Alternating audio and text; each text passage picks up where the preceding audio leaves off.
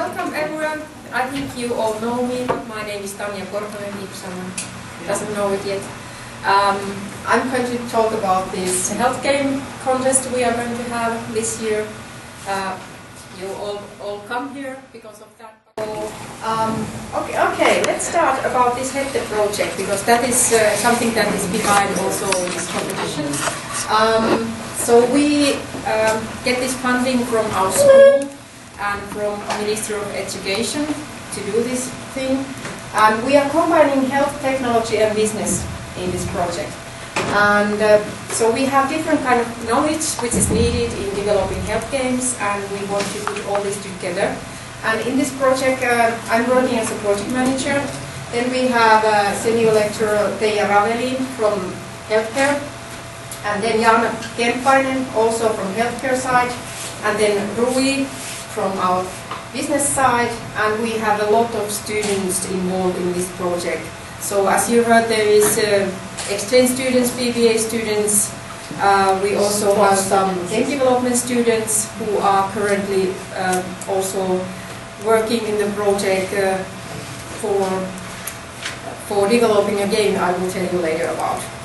But this kind of bunch of people have come together and working towards this subject now.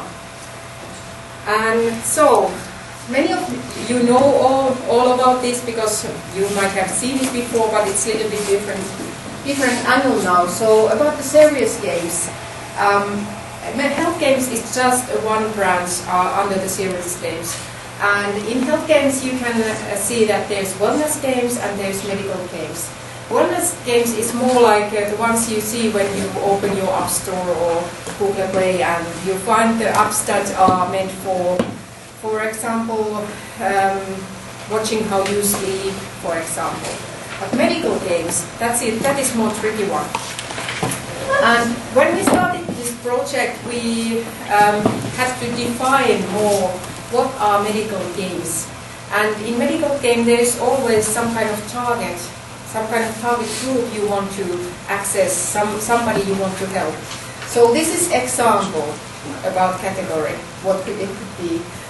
For example, we could take these mental health games, as it is a need from patient to have mental health game for some purpose.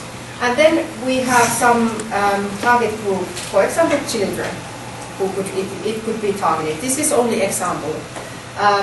Or it could be rehabilitation games. It could be for children, it could be for adults, it could be for elderly people.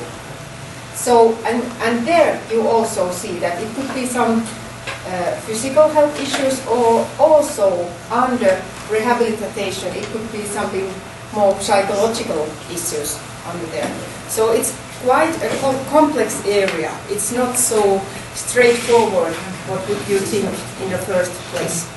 So that's why in this competition, which I will tell you more about, we are also more interested to have multidisciplinary teams. Not only teams that have game development students, but teams that have students from all our schools. First example, what we did a couple of years back, Stroke was done by two of our students in one summer project. Then the Kinect was quite new and it wanted to be used in this, so they connected it to PC and did all the drivers by themselves because it wasn't available at the time. And it's meant for rehabilitating a stroke person who needs to work with hands. It would be really boring for a patient to do the same thing in front of a mirror, like 100 times a day needs to be done to get hand moving again. So you see, it's really hard for her, even though it looks simple. So you cannot make a health game just for testing in healthy patients. You need to have brain patients involved when you are testing the game. So then you really see what is needed there. One part of the project is what the students say that they are doing the market research in different market areas. That's one part of our project. Then we are developing this My Life game. I will tell you about that. We are also researching a use of game called Sparks. If you look in internet, Sparks game, you can find it and you actually can play it nowadays in internet. We are also having this competition, why most of you are here today. But about this My Life game, so we actually hired a game development team to do that. And it's been working since March. And the aim of the game is to support young persons' life management skills. And there's a theoretical background in this. It's a roadmap for growing up into independent young person. That's a Finnish way how to think about that.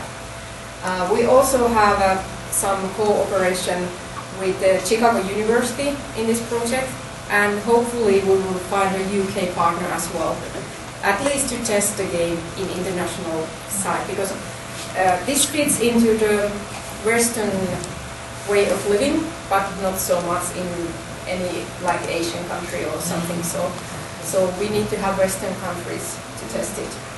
But like in all games, also health games, the audience has to be global. If we develop a game only for Finnish young people, it's not enough. So this game uses a visual novel style, and our partner from Chicago University, Brian Liu, has also done a research why there should be a visual novel style used in this kind of game. So there's a theory in the background, and all these graphics are from the game, what you see here. There's some.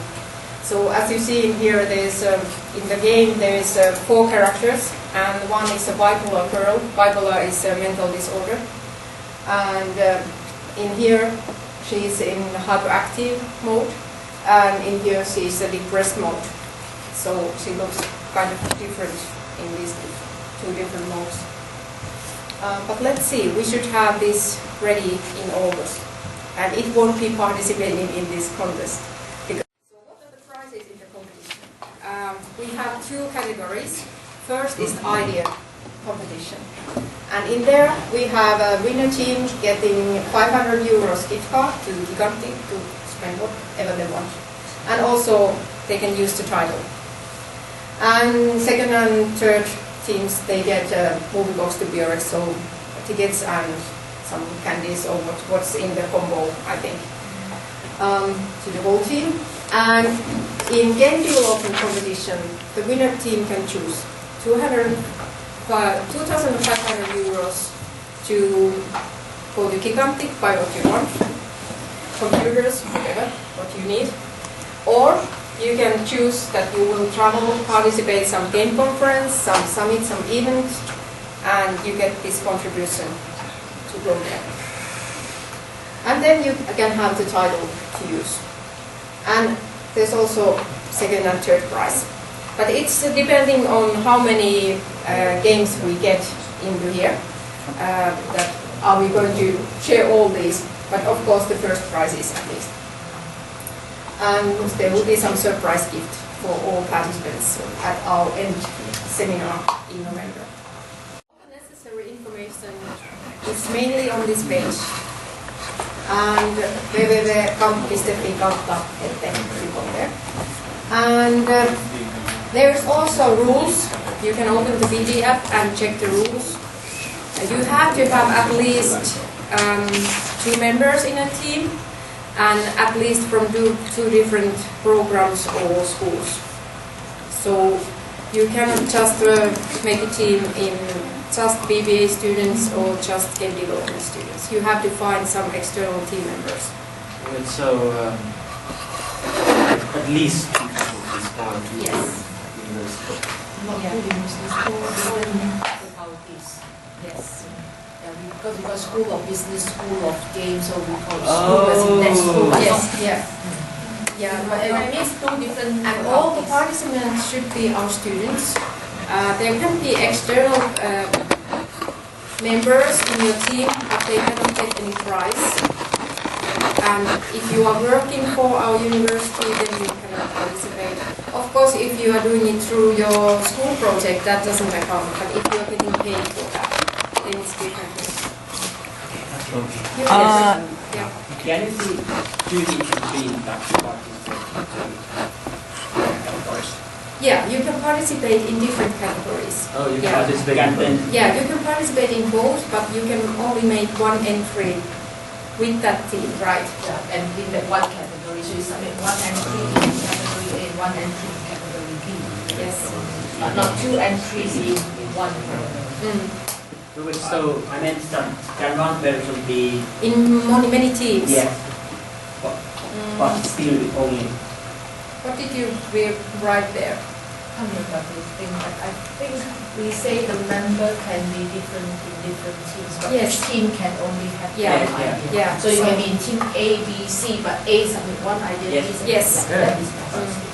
So that's possible. And we have the submission time. We have open in September until the end of October. So if you are participating in game development part, of course you have to start earlier than in September to do that, maybe, but or hopefully. And if you are participating in summer project in somehow, you can also combine doing this into your summer project. I don't see any conflict in there. So that could be possible. And when you are submitting the idea or the game, there's more information in Moodle. So there in the right side you find the Moodle, and there's also course key, how you sign in. So that's the way to submit your idea. Of course you don't have to put the actual game in the Moodle, but the link wherever it is. That's enough. It's more, it brings more credibility, uskottavuutta in your project. If you have a member from there who knows something, if it's a health issue, then you should have somebody from healthcare to help It's you. mainly about coming up with the idea of the issue. Yeah. I mean, maybe someone in your family, maybe someone you know. I mean, you've got to get the idea from somewhere. Yeah. But the people studying that probably know quite a lot of areas that you could design a game for. Will these games have to have like proper medical research backgrounds? No, of course you not medical research maybe, but example, there are lots of research about certain types of disease and what kind of symptoms they get. And so you need to at least know that basic first before you think about an idea. So example, what typically could be the conditions of a stroke patient? And then you can say, well, based on your research, this is how the stroke patient. But it does not have to have like, But it is not your own, but there should be some basis. research. Yeah, there are lots of research from other really secondary sources. Yeah, but you can put the idea and just refer to some of these sources, and of course if it is something interesting, we have example, Yana and Leia who have more technical background in this kind of areas, then they can then validate to see whether those ideas really is going to address the kind of conditions you look at.